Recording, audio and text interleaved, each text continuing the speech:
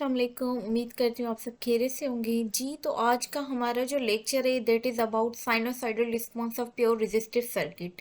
अब ये क्या होता है बेसिकली, जब हम कोई साइनोसॉइडल अल्टरनेटिंग करंट और वोल्टेज अप्लाई करते हैं किसी प्योर रेजिस्टिव सर्किट पे जिसमें सिर्फ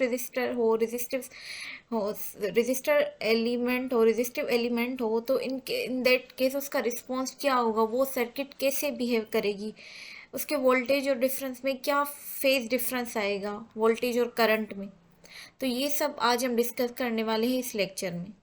तो स्टार्ट करते हैं। इसकी बेसिक डेफिनेशन से sinusoidal response of pure resistive circuit वो होता है जब हम कोई भी sinusoidal wave quantity voltage current apply करें प्योर रेजिस्टिव सर्किट के और रेजिस्टिव सर्किट में, और उसके बदले में जो रेजिस्टिव सर्किट रिस्पॉन्स देगी उसको बोलते हैं साइनोसॉइडल रिस्पॉन्स। ठीक है, रिस्पॉन्स क्या आता है।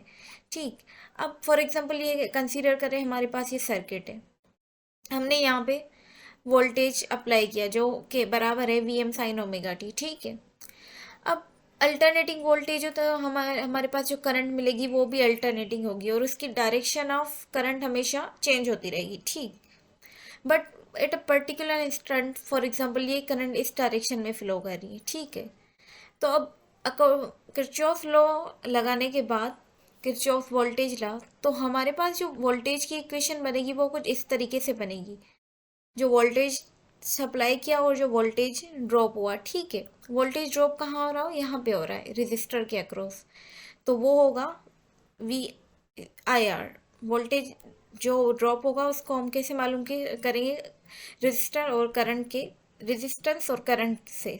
ठीक है, now third step is that इस इक्वेशन को रीअरेंज करेंगे और जो हमें करंट की इक्वेशन मिलेगी वो कुछ इस तरीके से मिलेगी। अब हमें पता है वोल्टेज की वैल्यू ये है हमारे पास, v is equal to V M sine theta.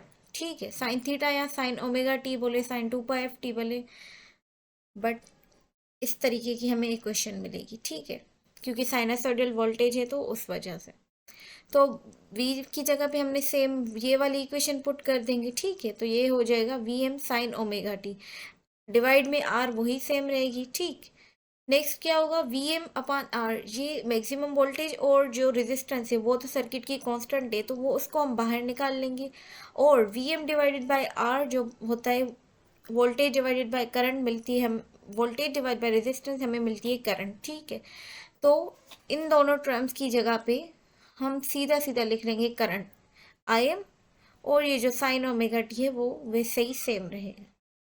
तो ये आ गई करंट की इक्वेशन। ठीक, नाउ आगे चलते हैं।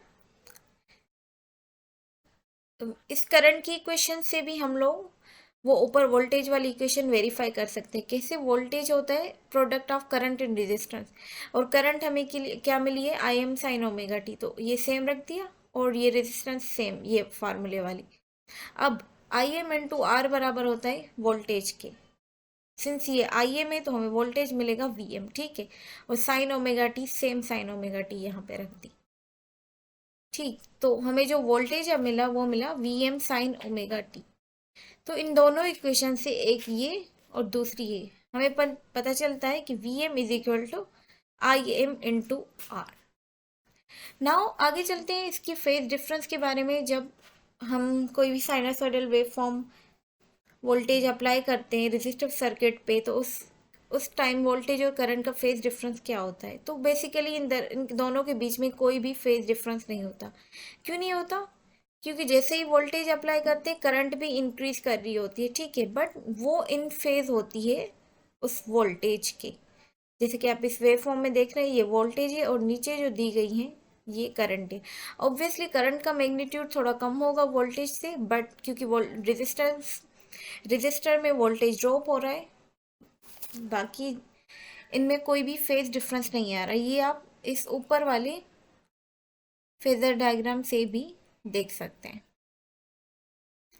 नाउ फार्मूले से भी हम ये चीज़ वेरीफाई कर सकते हैं, जैसे phase difference of voltage minus phase difference of current. तो जो फेज डिफरेंस को हम शो करते हैं ओमेगा टी से। ठीक है, तो दोनों हमने फार्मूलाज में देखे पीछे, वोल्टेज में भी ओमेगा टी है और current V M sine omega T, और करंट में भी I M sine omega T. Omega T जब यहाँ पे रखेंगे तो दोनों कैंसिल आउट हो जाएंगे और जो हमें मिलेगा वो ज़ीरो फेज डिफरेंस मिलेगा।